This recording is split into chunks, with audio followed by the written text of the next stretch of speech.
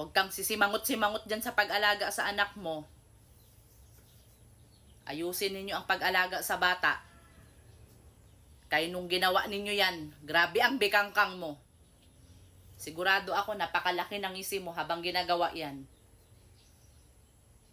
Ngayon na mag-alaga kayo, ganyan ang ipapakita nyo sa bata. Nakasimangot.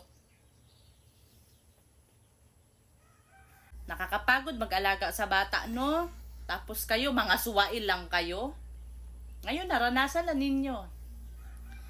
Pinagsabihan ko kayo para hindi kayo mapagod pag mag-anak kayo. Magsipag-ayos kayo sa buhay ninyo. Kaya kung maayos ang mga buhay ninyo, dapat senyorita ka ngayon. Kaya tamad ka man, senyorita ka, dapat naghintay ka na, naging milyonarya ka. Para marami ka dyang magyaya dyan sa anak mo. Ngayon, gaganyan ninyo yung bata. Magsimangot-simangot kayo kapag mapagod kayo sa pag-alaga.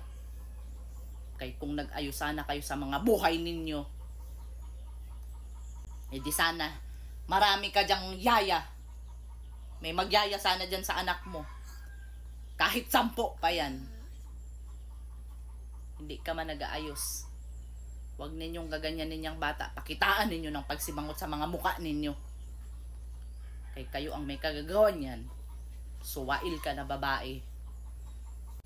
Ayan ang sinasabi ko sa'yo. Malalaman mo na yan